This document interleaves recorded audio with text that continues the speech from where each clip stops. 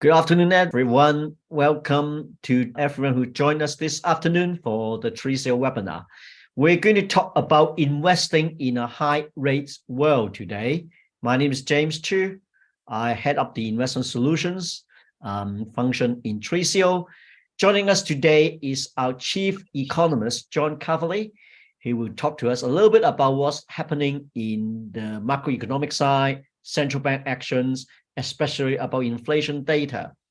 Then our chief strategist, Gerry Celaya, will pick up on about asset allocations and also mainly about currencies. So I hand over to John now. Okay, thanks, James, and thanks everybody for coming. So I'm going to talk about investing in a high rates world, focusing first on the macroeconomic picture, and then talking somewhat about bonds and about valuations, and then passing over to Gerry to talk more about the markets in detail. So this is a slide of central bank rates going back to 1999. Obviously, we've had a big rise recently. I say at the top, high question mark, normal question mark, temporarily high question mark, because are we in a high rates world? I mean, I think if we had a title like this for a webinar in, say, 2006, people would have said, what do you mean? This is normal rates. So one view is that we're actually just come back to normal. Another view is that rates are temporarily high, and that's certainly the market view, that rates will be high for a while, inflation will come down, and then interest rates will go down again. Another view is that rates will stay high for a considerable period. Nevertheless, there is no doubt that from the investor's point of view, we're in a different world to where we've been really for the last 14, 15 years. And there are much better rates on offer now in fixed income investments and in cash. And I think that has changed the way people invest and certainly can invest. So let's explore more the economics behind all this. Well, first of all, inflation is still high, particularly in the UK and the Eurozone. It's coming down in the US. This figure shows the core consumer price index for June year on year, 4.8%. But if you look at some of the components of that, the story is a little bit better than this for the US. Because if you look at the last 3 and 6 months, it's somewhat below. And if you take out some special factors which are likely to go away, like the high price for shelter, housing, which should come down as we know rents are coming down, or the rate of inflation in rents is coming down, you can make a good case that actually US inflation is coming down more quickly than it appears. It's still early days, and that was something that Chairman of the Federal Reserve Board emphasized yesterday.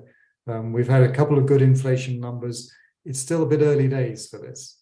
But nevertheless, the signs are that US inflation is coming down, and that's good news. In the UK, it's been very sticky, and in the Eurozone, quite sticky. But I think even on this chart, you can see how the US is ahead of the game on this. US inflation did peak 6 or 9 months earlier. So we're still hopeful that inflation will also come down in the Eurozone and the UK. But the worry is that it'll be stickier there. So we'll have to see. Sticking with the US here, so this is wage growth. And I think this is something the Federal Reserve is going to focus on more and more, because it does take the view that they won't get inflation all the way down to 2% on a sustainable basis unless wage growth slows too.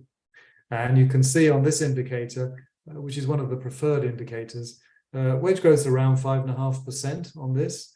It needs to be So wage growth needs to slow. Question is whether that can happen without a rise in unemployment. And many people at the Federal Reserve and many other economists doubt that. Nevertheless, wage growth is slowing already, so maybe you don't need a rise in unemployment. This, I think, is a big uncertainty. It's really about how well the labour market works. And I think if we look at the case of the UK and to some extent the Eurozone, there is a concern that the labour market doesn't work as well there. Is that inflation comes down in the US fairly easily, but not so easily in the UK. And that's a big concern. But still, I think as far as the US is concerned, as far as the Fed's decisions over the next few months go, this is something they're going to be watching very closely. Meanwhile, the leading economic index for the US is still pointing to recession. It's been pointing that way for about 15 months now. And normally a recession does start within about 15 months. So it still looks to us as though a recession is more likely than not. Although I have to say that most economists have moved away from that forecast now, including the Federal Reserve staff forecast.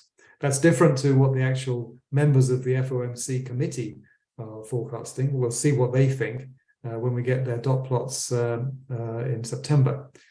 But as far as the staff forecast is concerned, they've moved away from recession. Nevertheless, the leading index does point to recession. It may be that it's too focused on the goods market. And we know that what's happened is the goods market is weak. People are buying services now. They bought a lot of goods during the pandemic, got enough, so they switched back to services. So maybe this is not such a good indicator as it always used to be. It's always been a good indicator in the past, which is why we're cautious about ignoring it. Another reason that we're cautious is that one of the things that's been keeping economic growth going in the US, and still did in the second quarter, we had the GDP numbers out this morning, is that US consumers accumulated a lot of savings in 2020, 21, and even in 2022 because of, first of all, they couldn't spend money because of the pandemic, and secondly, the government was handing out money, lots of stimulus checks. You can see here, this is the ratio of deposits to GDP, and it's coming down. So there's a lot less spare cash lying around now, and by early next year, this should be largely dissipated. Even now, it's probably concentrated only in the upper income groups, which probably has less impact on spending. It may be one of the factors driving the stock market, of course. So as the excess cash runs out, consumers are going to face a more difficult environment. And this is a similar story, really, looking at money supply, because I was looking at deposits in the previous chart, and money supply actually is largely deposits. So you can see what happened in the US during the pandemic. There was a massive increase in money supply. You see M2 here, over 25% year on year. Now it's negative. So money is actually declining in absolute terms. Now, declining money usually means some combination of a weaker economy, lower inflation, and lower stock market. We're not seeing the latter. We're still seeing a resilient economy. So for the time being, it does seem to be coming through in lower inflation. But we'll see how that goes. I mean, typically, when you get such weak money growth, there's a risk of recession. So will a US recession be avoided? I mean, I think it's from the Fed's point of view, as I've already said, they need wages to slow enough without higher unemployment. If wages don't slow enough, they will raise interest rates further to raise unemployment and force wages down. If wages slow on their own, then they won't need to do that. The Fed also needs to avoid simply making a mistake, overdoing it. And they're obviously being fairly cautious now, moving only slowly every other month. The next meeting is not for 8 weeks. They'll have quite a bit more data by then. So we'll see. At the moment, the market thinks they won't raise rates anymore. I think that may be right, but we'll have to see exactly what the data does over the next 2 months. Also, to avoid a recession, you need to have no more shocks. Any kind of shock, whether it's oil prices, something going on in Ukraine, these things could cause a US recession. At least I've downgraded my chance of recession. I still think it's more likely than not. We were saying 70%, I'm now saying 60%. So this may look a bit complicated, but let me go through it. One way to think about things is to think in terms of scenarios. And what I've done here is I've got 4 quadrants with inflation at 2% target or less, or persistent inflation, and then matched with growth being weak or growth being healthy. Maybe the easiest place to start is the bottom right, which I think is where the US is right now. So inflation is still persistent. It's still above target. And certainly the Fed is concerned that it's persistent. But meanwhile, there is healthy economic growth. So what we have is a hawkish central bank. Rates are high. And that situation will continue, I think, as long as growth is strong and inflation is a concern. Where the Fed wants to get to is directly above that, scenario 2, I call Goldilocks, where healthy growth is there. It might be because we've had a recession first, or it might be because we don't even do that, but inflation has come on down to target. Now, at the moment, the markets seem to think we have a very good chance of getting to that without a recession. And that may be true. That's the soft landing scenario. But as I said, I think we need to see inflation come down further to be sure we've got there. Another scenario is scenario 3, I've called stagflation, which I think is where the UK and the Eurozone are right now. So they've got weak growth. The Eurozone's been in recession. UK is very close to recession, but they've also got inflation. So they're in this stagflation position. As long as that continues, I think rates will stay high, because even though growth is weak, they're worried about inflation. Stagflation usually doesn't last all that long. So it's likely that inflation will come down eventually in the UK and the Eurozone, and they'll move up. They might move to the Goldilocks scenario where growth resumes and inflation is under control, or they might move to the top left, the number 1 scenario here, which is kind of back to the 2010s. So this is where you have inflation on target, but you have growth weak. Now, Japan is there at the moment. I mean, Japan is in a very different situation to the West. They're still trying to stimulate the economy. Even if they adjust monetary policy next week, which some people think they might, it'll only be at the margin. It'll only be a small change.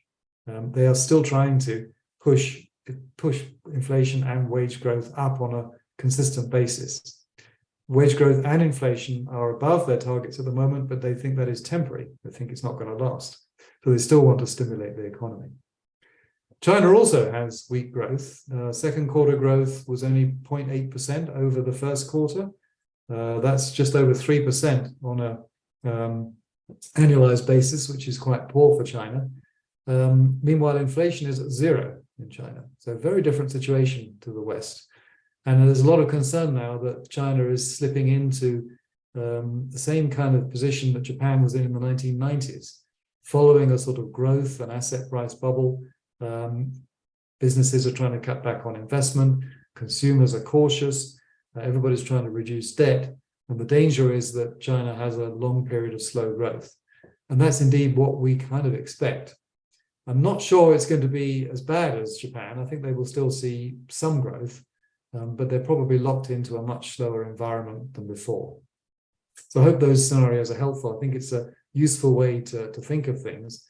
So if you're in scenarios 3 or 4, rates will stay high.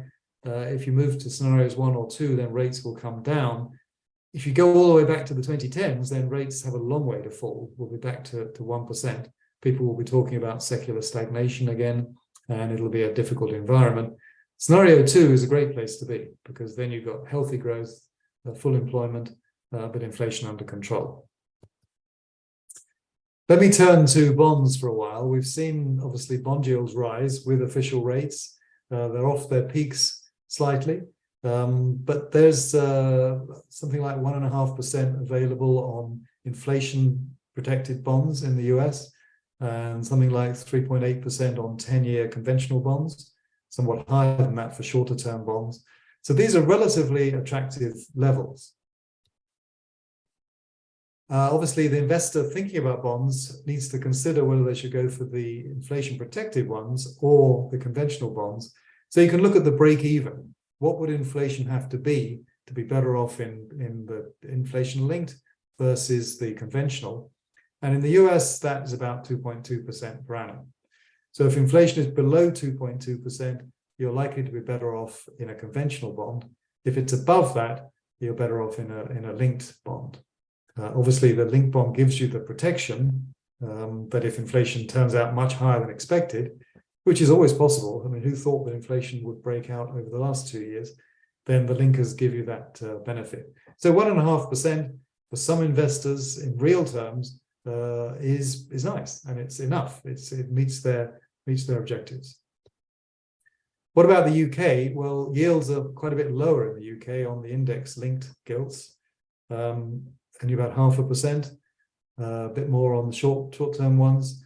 If we look at the break-evens, though, And these numbers have changed slightly. They've actually gone up slightly since this chart was done.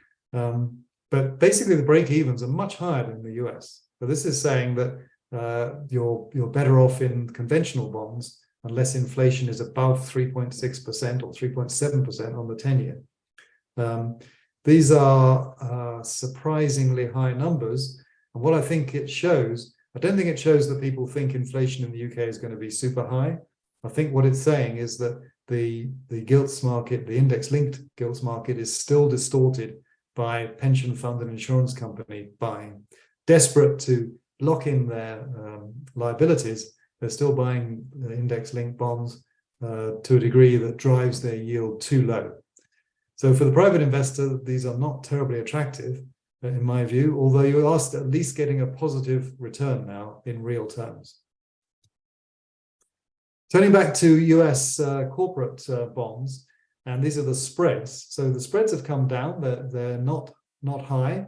They're not quite as low as they have been during the best times in the cycles before, but they're not far off. Obviously, if we do get a recession, then these will spike higher. We're already seeing a rise in default rates. We'll have to see how this goes. If we go into the Goldilocks scenario, then there won't be a problem with these spreads. And you can argue that you're getting this spread plus the 10-year. These are quite chunky returns, especially compared to what we've been used to over the last 10 or 12 years. So one of the questions we're asked by clients is it a good time to increase their cash weights or bond weights versus stocks?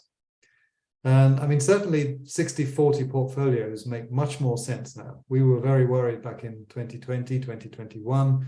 You were looking at yields of 1% or below. In Europe, you were looking at negative yields on bonds.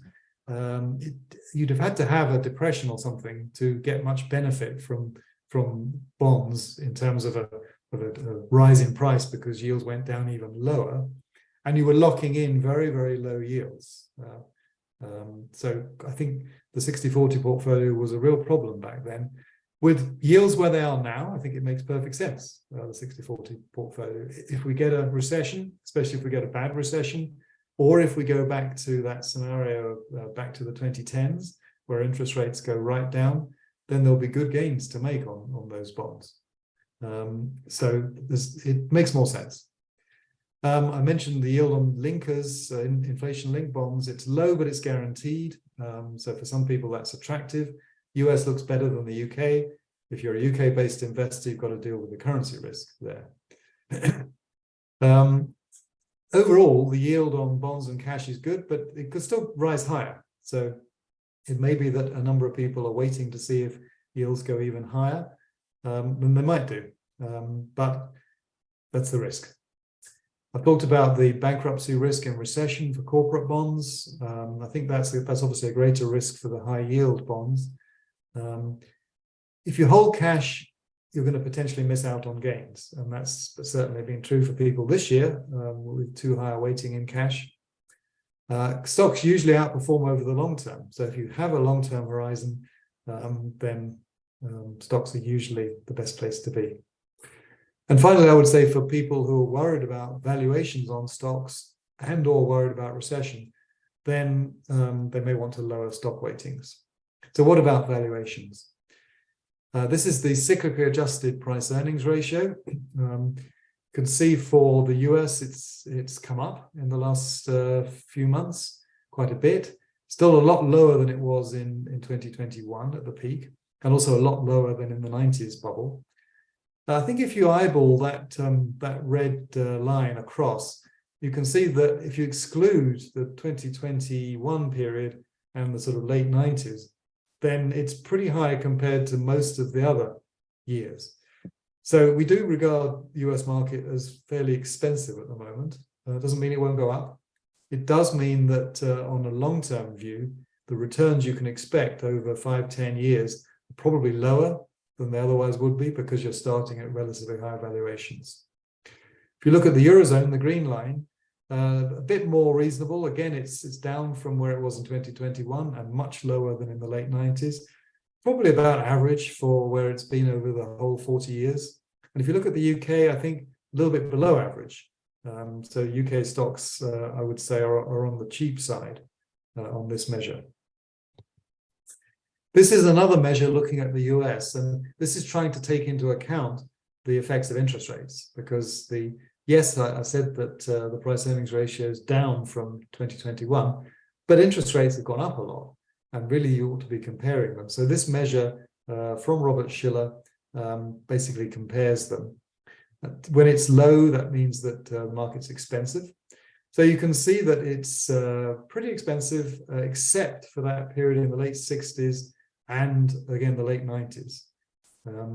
It's become more expensive, as you'd expect, over the last year or two. So with that, I'm going to pass over to Gerry to talk more specifically about various markets.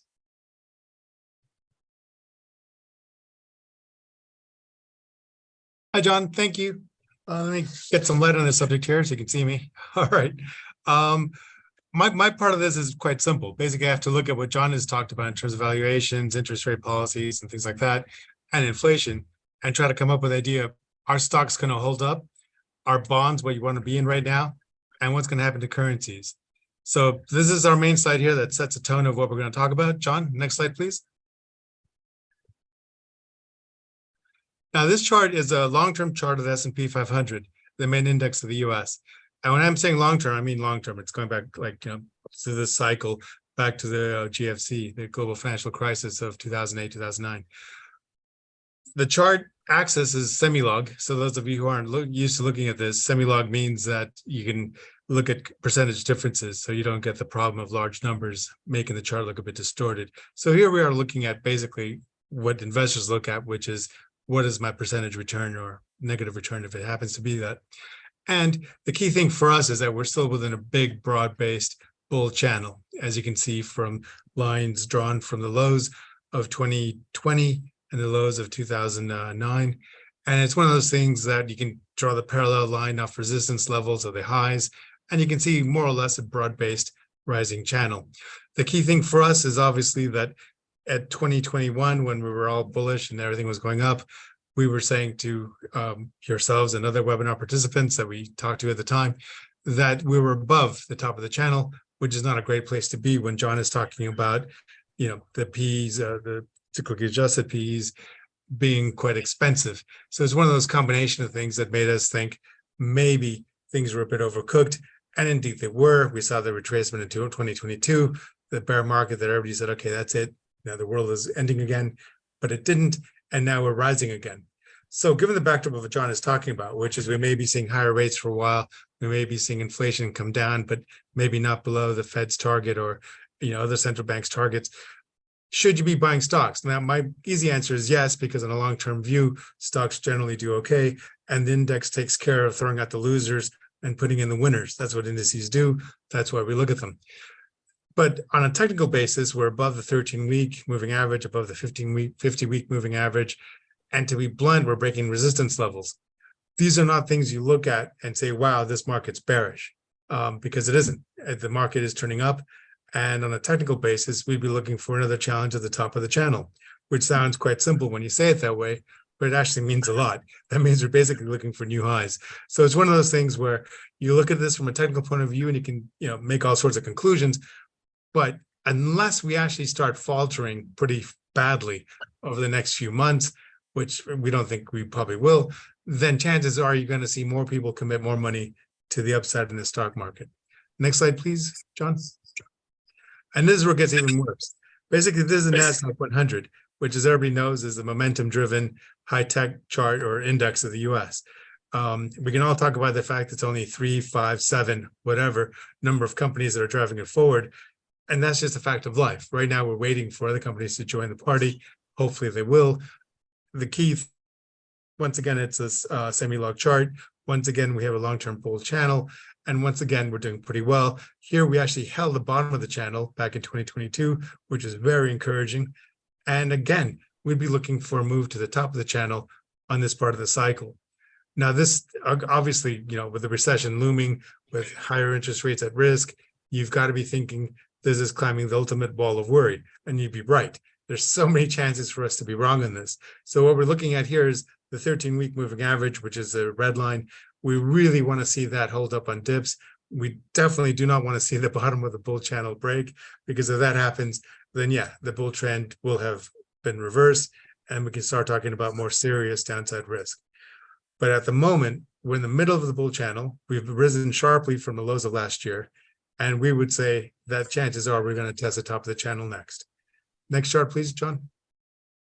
Now, this is the belly of the market, which is basically the Russell 2000. What in the US they call the mid caps or small caps, but most of them are not that small. This is where all the regional banks were buried, all the oil shale producers are buried. And every time you see bad news, more or less this index seems to have it. So it's been underperforming the other ones, still in a big, broad bull channel, but we're nowhere near as quote unquote bullish as the NASDAQ 100 or S&P 500. So here we're testing resistance and we're hoping, and that's always a bad word to use when investing, hope, but we're hoping that we start breaking resistance and we meander back towards the top of the channel over time. But we've got a careful eye on this, because if recession does hit harder than expected, if we do see some really negative news in the US because of high rates, this is the index that seems to get the first whiffs of that danger at the moment. Next slide, please, John. Now, heading out of the US, we go to Japan. And as you know, everybody's been reading our research over the last few years since we founded Tricio, you know that we like the topics. We've liked the topics for a while, and we still like the topics. The only debate we have is when is the Bank of Japan going to start removing stimulus and or actually starting to tighten? And the key word there is when. It's not if. They've got to do it at some point. You've got to be thinking, because at some stage you want to rationalize their monetary policy. Right now, they're super stimulus. They're providing a lot of stimulus through quantitative easing. They've got yield curve control, and they've got negative rates. I believe that their only central bank that still has negative rates of the major ones that we look at, right, John? You can just nod. Yep, yeah, good. Okay, so it's one of those things where they've got a lot of good things going on, but at some stage you're going to have to start trimming them back. On a technical basis, we like the index because it's doing all the right things. It's holding support, it's working above resistance, and you've got the moving averages starting to turn higher. So it's one of those things where we like it. Technically, we know we're in dicey ground because we're breaking out of the range, but we do think that there's still upside potential here for the near and medium term and even the long term. Next slide, please, John. Europe. We could have looked at a bunch of the different indices and or bigger stock market indices, but we're focusing on the big cap Euro Stoxx 50. So that takes all the UK shares out of it, which you should do if you look at the European market. So what we're seeing here is that it's still lagging. The big caps are up, but they're not breaking new highs, but we are looking at them. So it's one of those things where we like this, we like the cycle, we think it's a good story given the economic background of a war in Russia against Ukraine, higher energy prices last year.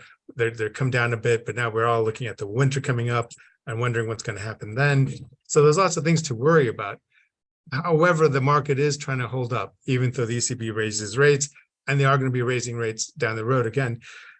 But it's not as bullish as the other markets.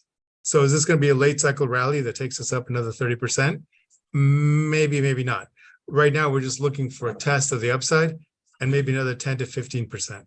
Next slide, please, John. FTSE 100. Now, this is a home market for a lot of us. And what we know and acknowledge is that the FTSE 100 has been lagging a lot of the other indices. And there's many, many reasons for this. But probably the key ones are, one, it is a bit of a sterling problem. If sterling goes up, FTSE 100 generally doesn't go up as much because people look at dollar earners being translated back into a stronger sterling. More importantly, a lot of the index members are what we would call old school cyclical. So you have things like banks, pharma, miners, oil, things like that.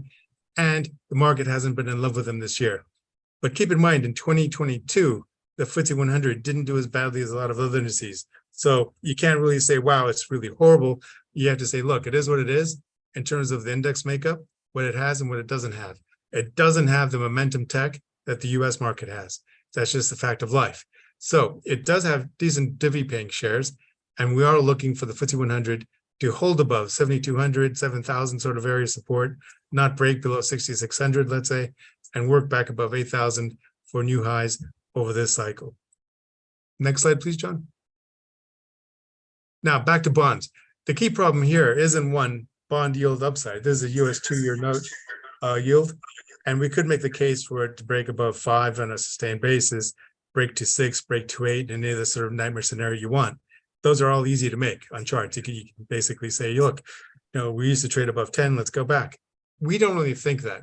When we started breaking higher in 2021, 2022, we came to the conclusion that we thought 4 would be done, maybe 5, outside chance of 6, but somewhere between 4.5 and 5, we were thinking you probably want to really get involved in this market. Right now, there's a slight chance we've seen the top of the yield. I know the Fed raised rates yesterday, and they could be raising rates again.